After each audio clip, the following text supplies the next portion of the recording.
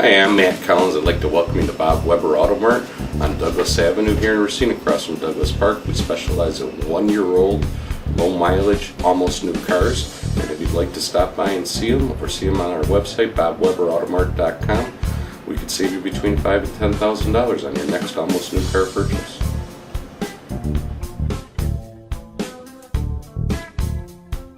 Hi, my name is Jelani Eddington, and I am a theater organist, and I'd like to play for you a piece of music called Gonna Build a Mountain.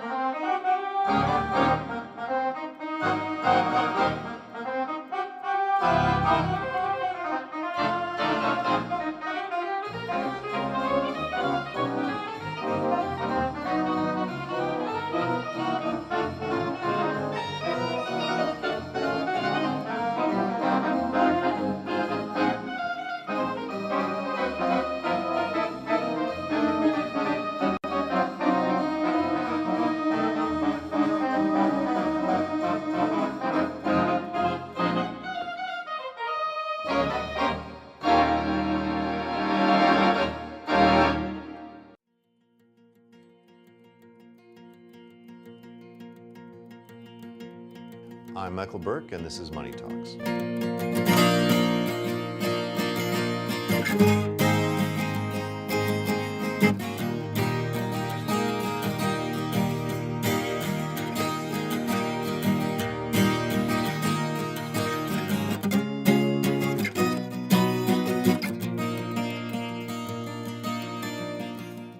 Hey, Jelani, that was really fabulous. It was very jazzy. Is that a good demonstration of the type of things you do during your performances? It is. One of the things that I really like about the theater organ is that it's very versatile. So, like what we just heard, the jazz piece, also movie music, like in the video, in classical music, all kinds of different styles that you can do on a theater organ. That's one of the things that I've always loved about the instrument. Mm-hmm.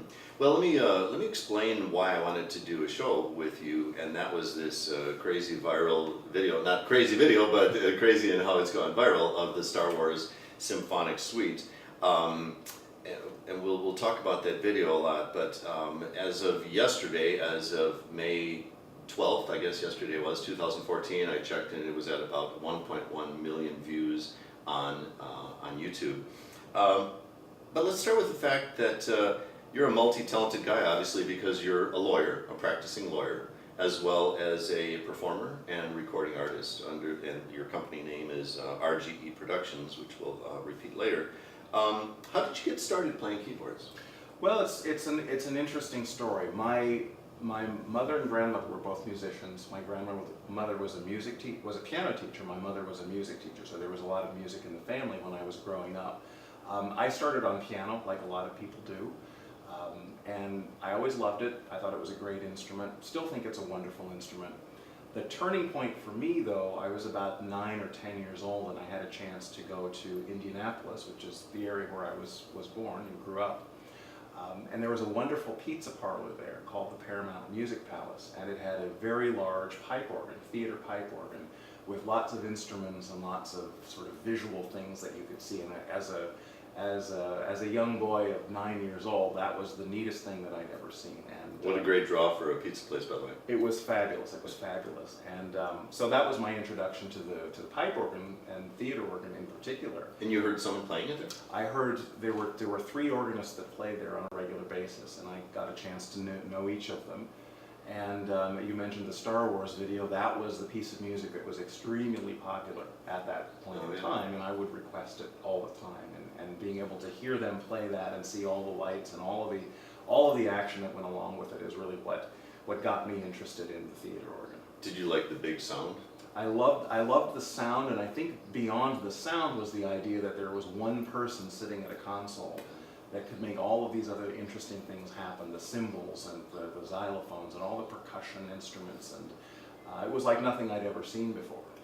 The organ seems like it would be a multiple in difficulty to playing a regular piano. Is that, you know, because your feet are doing one thing, that's true, right? Have you ever thought of it in terms of it's, you know, 2.5 times more difficult or something like that? I've never put a number to it. It's a different instrument, obviously. The keyboard part of it, the keyboards are laid out the same way that a piano keyboard is. As you mentioned, there's also a pedal board which covers the bass line, and that's larger than a keyboard, but it's laid out in the same way.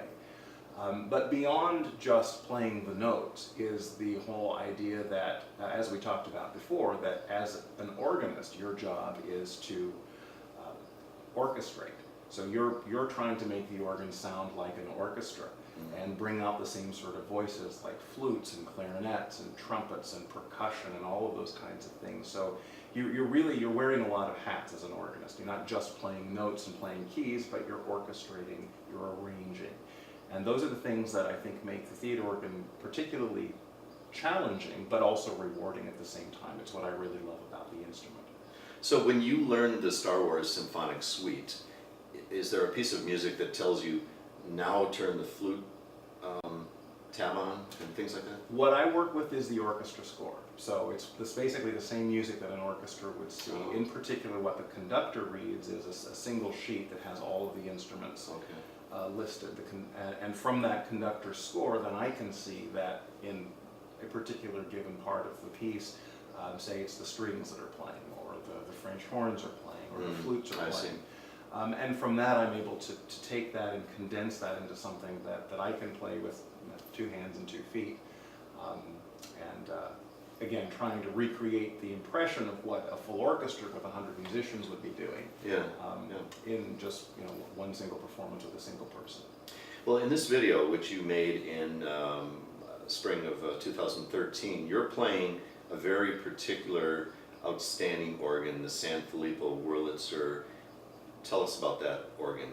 What is it, and where did it come from, and what makes it special? Sure. The Sanfilippo Wurlitzer is in a private residence of Jasper and Marion Sanfilippo in Barrington, Illinois, just on the sort of a northwest suburb of Chicago.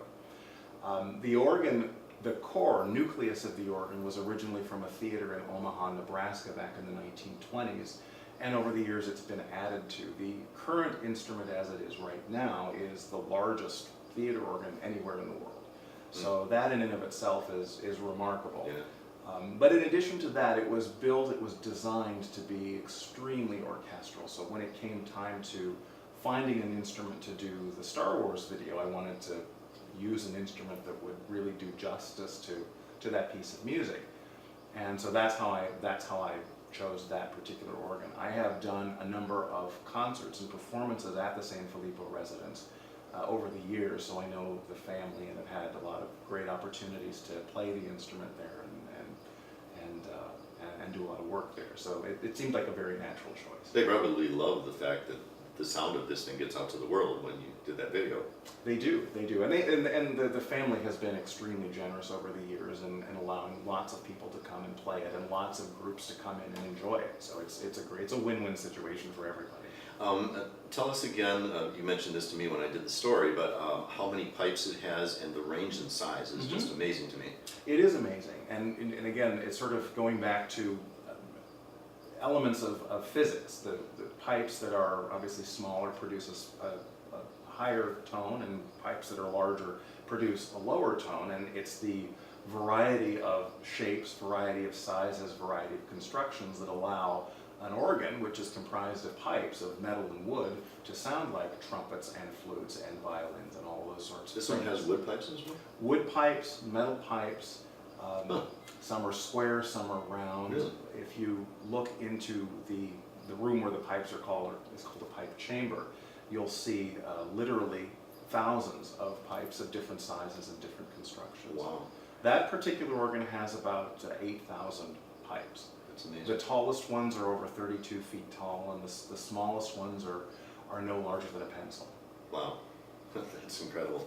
What was it like making that video? Tell us a little bit about that. You said that was pretty much it.